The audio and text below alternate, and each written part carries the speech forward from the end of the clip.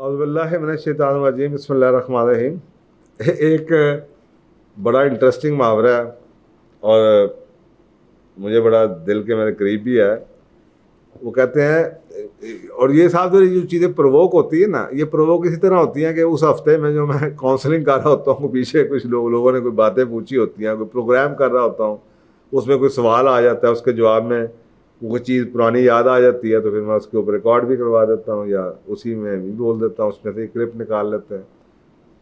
تو وہ ایک بندہ تھا، اس کے کوئی لاس چاس ہو گئے، اور میں نے اسے پوچھا، میں نے کہا اور اچھا بتائے کیا نماز شماز یہ وہ، تو ہاں بس میں بڑا مصروف تھا، تھوڑی سی کوتاہی ہو رہی تھی۔ تو وہ کہتا ہے، اس نے آگے سے مجھے ایسے دیکھا جیسے میں پوچھ رہا ہوں اس کا کیا تعلق ہے میرے بزنس کے لاس یا میرے پارٹنرشپ کے جو ساتھ لاس ہوا ہے یا اس کام میں۔ وہ تو جی ایکٹ ہو گیا، وہ تو ایسے ہی ہوتا ہے، دنیا میں کچھ بھی ہو جاتا ہے۔ تو وہ میرے دماغ میں یہ محاورہ آ رہا تھا، کہتے ہیں یہ بھی پنجابی کا محاورہ ہے، اور یہ کہتا ہے رب جدوں بندے نو ماردا ہے، رب یعنی کہ اللہ جب بندے نو ماردا ہے، یعنی کہ بندے کو مارنا چاہتا ہے تے ڈانگ نہیں ماردا، دی مت ماردا ہے۔ کہ جب اللہ سبحانہ تعالیٰ کسی بندے کے ساتھ یعنی کہ اس کو سزا دینا چاہتے ہیں یا اس کو مارنا چاہتے ہیں تو وہ ڈانگ نہیں مارتے، وہ اس کی عقل مار دیتے ہیں۔ اور یہ بات بڑی گہری ہے۔ دیکھیں، عقل اور انٹلیکٹ جو ان سے ہے نا، یہ اللہ سبحانہ تعالیٰ کا بہت بڑا گفٹ ہے انسانیت کو۔ انسانی وجہ اس وجہ سے ہے کہ اس کو اللہ نے انٹلیکٹ دیا، عقل دی ہے۔ سورۃ الانفال کی آیت نمبر 22 کا ترجمہ ہے، جانوں میں سے بے شک سب جانوں میں سے بدتر اللہ کے نزدیک وہی بہرے اور گونگے ہیں جو عقل نہیں کرتے۔ یعنی کہ تمام جانداروں میں سے سب سے بدترین جو مخلوق ہے لوگ جو عقل نہیں کرتے۔ اب آپ سوچیں کہ یہ وہ انسان ہے جس کو عقل کی بیس پہ اللہ نے اشرف المخلوقات کہا، اور اگر یہ انسان عقل اپنی اس میں عقل نہ ہو تو یہ پھر کیونکہ عقل تو ہے اور اس یہ یوز نہ کرے تو یہ پھر بدترین ہے، یہ جانوروں سے بھی بدتر ہے۔ اور قرآن پاک میں یہ کہا گیا کہ یہ عقل ہی ہے جو کہ لوگوں کو کامیابیاں اور جو لوگوں کو ناکام بناتی ہے۔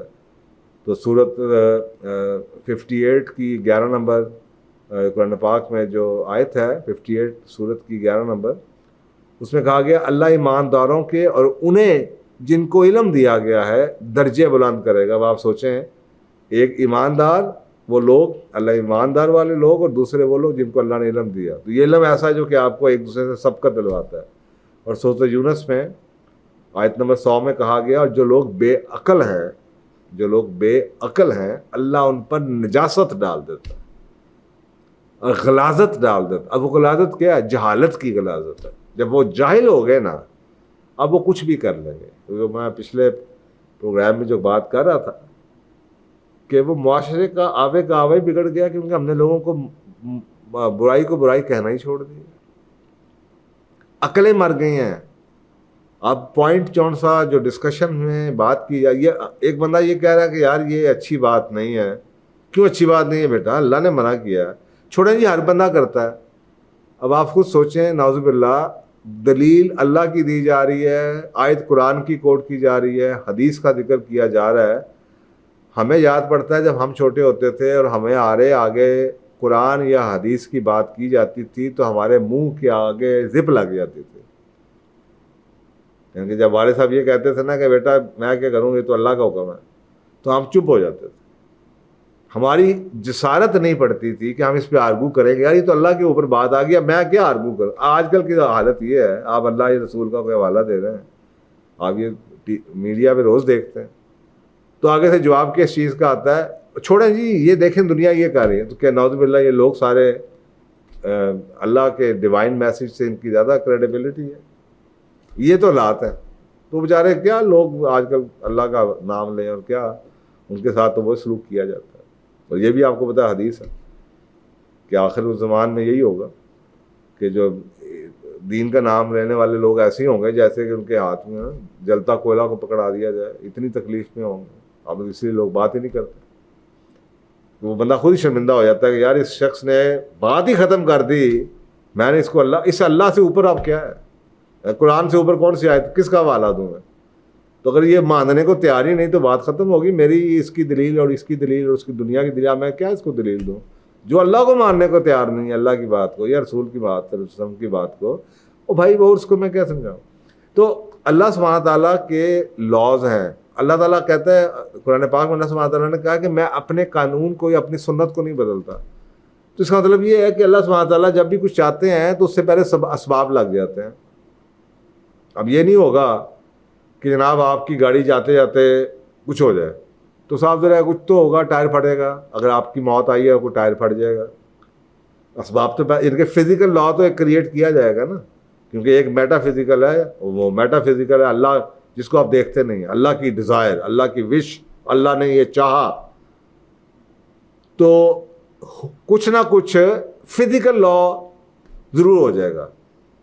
یعنی کہ جو آپ سے کوئی غلطی ہو جائے گی, آپ سے کوئی چیز اوور لک ہو جائے گی. میں بڑے لوگوں کو جانتا ہوں جنہوں نے زندگی کی کمائیاں کوئی جوئے میں ہار دی, یا فوریکس میں ہار دی, یا اسٹاک مارکیٹ سے ڈوب گئے, کہ ایک فیصلہ ایسا غلط ہوا کہ سب کچھ ہی کام خراب ہو گیا, یا ایک غلط شادی کر لی, یا کوئی اور غلط فیصلہ ہو گیا, کسی کچھ ہو گیا. تو یہ کیوں ہوتا ہے؟ یہ ہوتا ہے اس لیے کہ یہ میٹا فزیکل لیول پہ اللہ کے اوپر ڈیوائن اللہ کے لیول پہ یہ فیصلہ ہو گیا ہے کہ اس کے ساتھ اللہ سبحانہ تعالیٰ نے اب یہ کرنا ہے.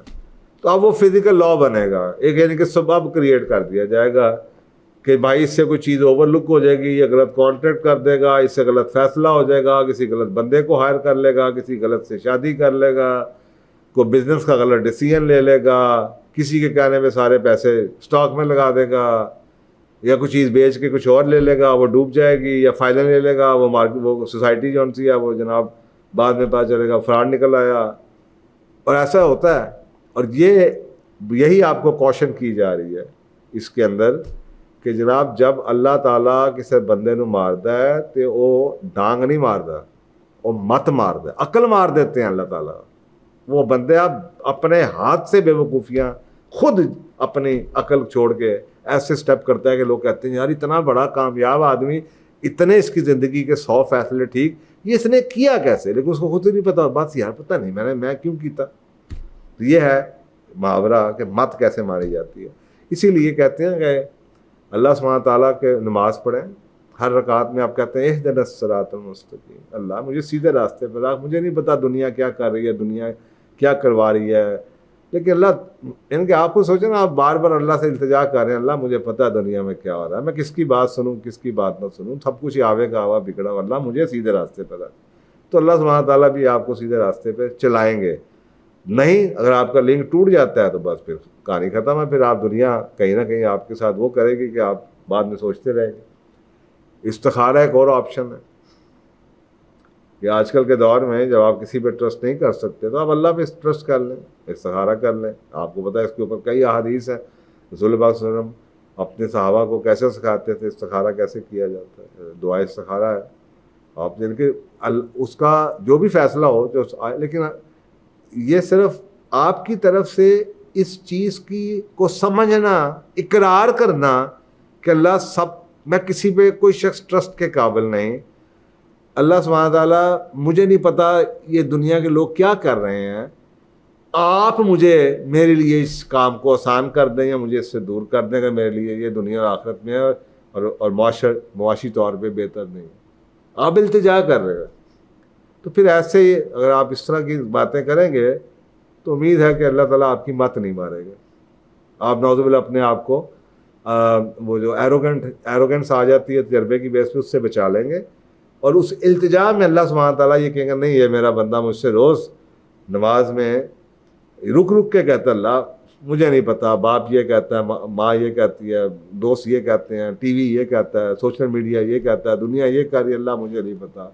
اللہ اہدنا الصراط المستقیم, یا کوئی بڑا فیصلہ اس پہ آپ استخارہ کر لیں تو کم از کم آپ نہیں یہ بچ جائیں گے اس چیز سے کہ اللہ سبحانہ تعالیٰ کی طرف سے پھر آپ کو اگر سزا آتی ہے تو یہ نہ ہو کہ آپ کی مت ماری جائے. بہت کچھ اس پہ کہا جا سکتا ہے. میری کوشش یہی ہوتی ہے